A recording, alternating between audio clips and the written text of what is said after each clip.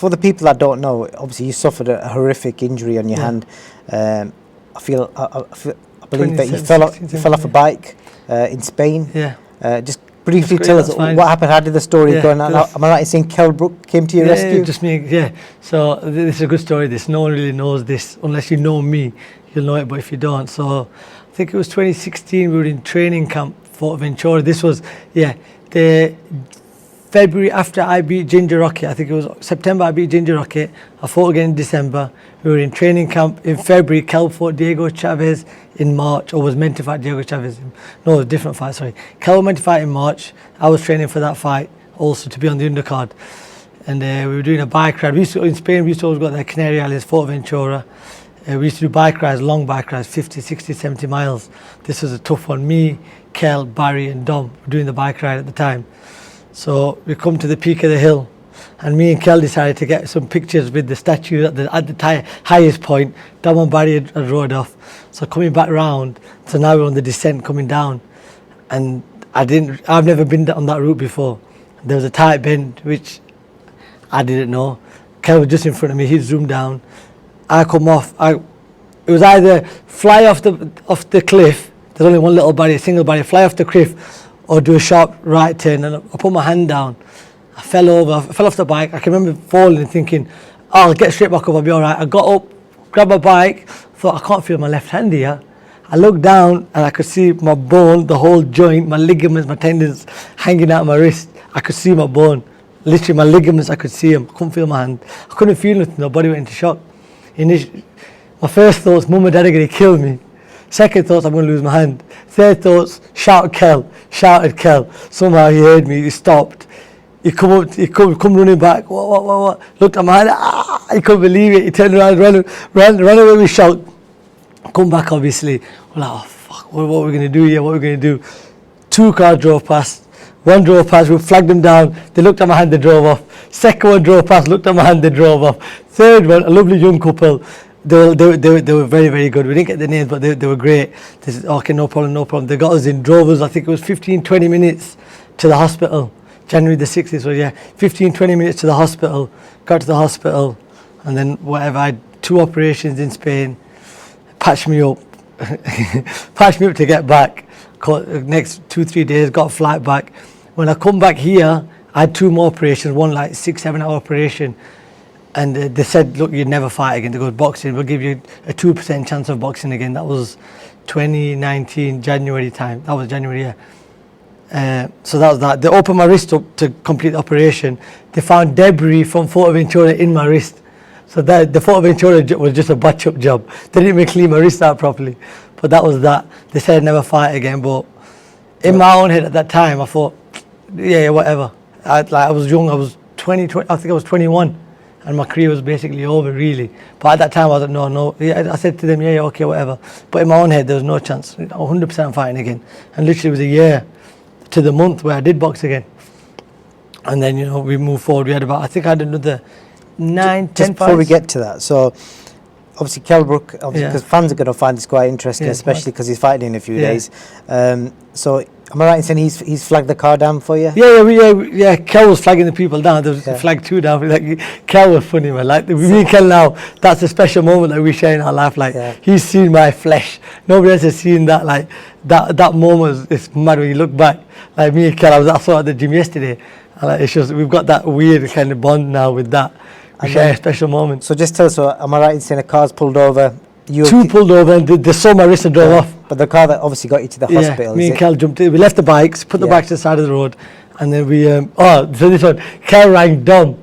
I forgot, I missed this bit. So when we realized, KELL rang Dom. Dom, a teeth fell off his wrist, his bones hanging out. Dom went, piss off, KELL, what are you lying for? Because we were ahead of them, and then we went up to get the pictures. So they overtook us. So they thought we were just chatting it just to get them back, to get back on track with them guys. And Dom no, shut up. They cut the phone off.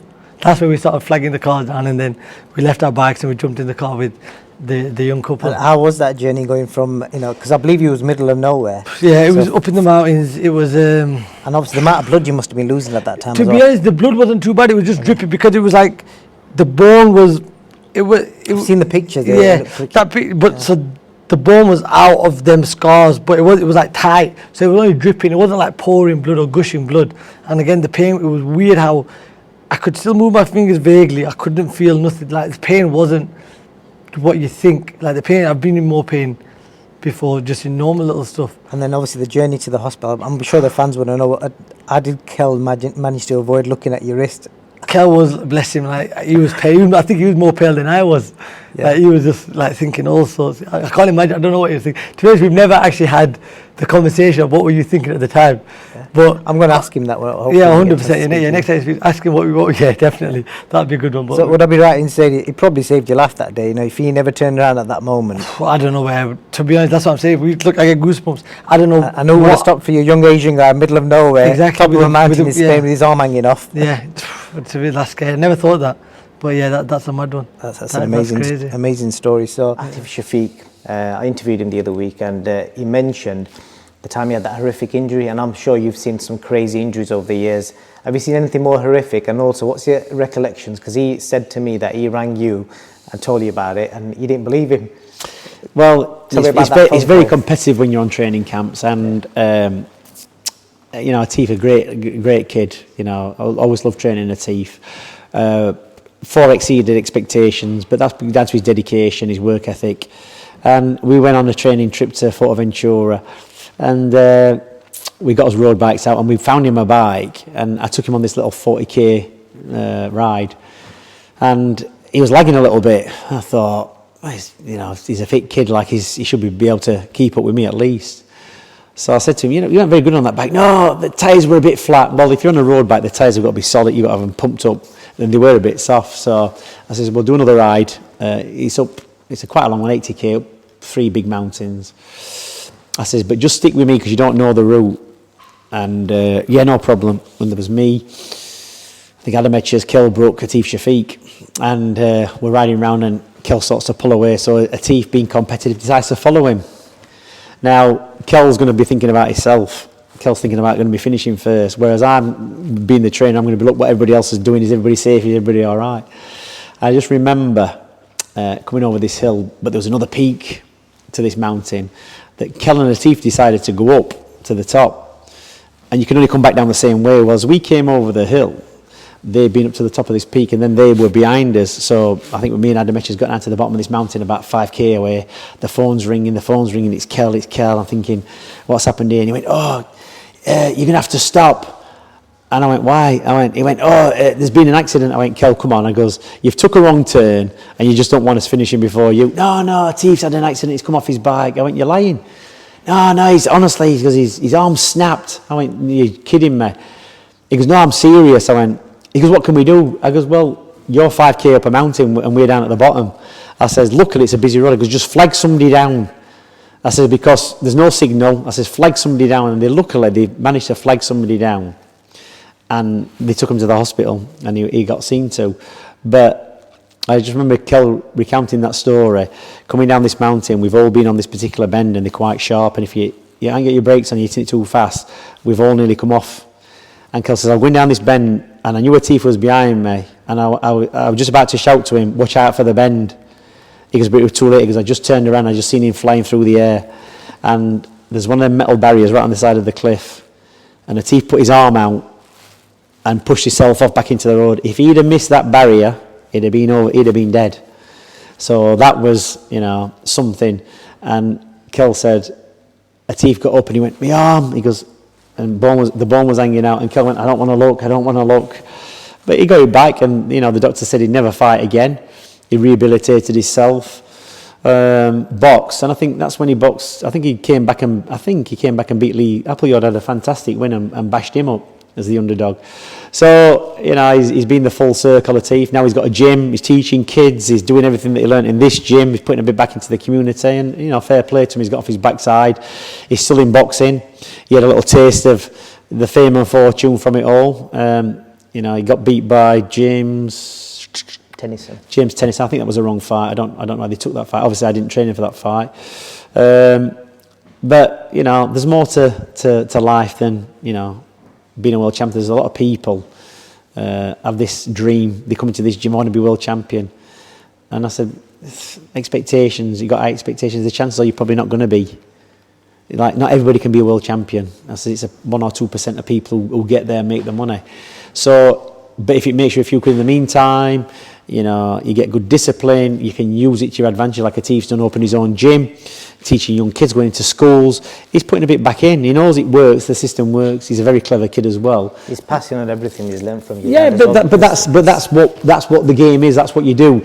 We're not here to, you know, to keep it all to ourselves. The biggest successes in this gym, no matter what anybody thinks, is not the world champions that we've had and the star fighters. It's the kids who come into this gym and for a period of their life they've had some kind of stability away from the home life. What set them off on a different track? They've gone to education, they've kept themselves out of prison, they've stopped doing drugs and drink, whatever it is. It's just had a positive effect on them. They are the biggest success stories that you never hear of. So boxing's, you know, the top of the iceberg, but underneath there's so much more. There's these kids scrambling for something, and some get to the top, some realise they're never going to be boxers, but they do something else. You know, they have a good family life, they get a job. It just gets them on the right track. It's not just about producing championship boxers, because that's just that amount. Everything else, it's like a community, and it's a base for kids to try and find their feet. That's what it is. And Atif Shafiq is just another example of a very good success story of absorbing it all, listening, and you know, he did the boxing, and now he's doing the same thing himself. He's running a gym and giving the same life lessons to kids coming through, troubled kids who people aren't going to probably spend time with, and he is. So, and he can speak well, he's educated, so it's a positive, it's a plus. It must make you feel proud that he's kind of passing on your dad's legacy in a different environment. Yeah, because that's what it's all about. It's passing it on. It's not to, you know, keep it all to yourself. You know, with kids, you know, it's about passing on knowledge, giving them a formula or a way to get through life, or a plan. With some people it's religion, with some people it's work, with some people it's training, with some people it's boxing, it's sport, whatever it is. You know, if you can save some kid from going down the wrong track, it's just one less in the prisons. And my dad used to say, to keep somebody in prison, it's £500, £600 a week. You know, and we're all paying for it. So do the work early on with the kids in school. And then they're not going to turn out to these delinquents further down the line. But these days, there's not many people want to give the free time to look after kids when they think, well, it should be the parents doing it. But, you know, back in my day, we had youth clubs, you had boxing clubs. It's such a big system. It's like, if you don't get on top of it, you know, the country's going to get out of control, innit? So we've all got to do us bit and try and keep everybody in line.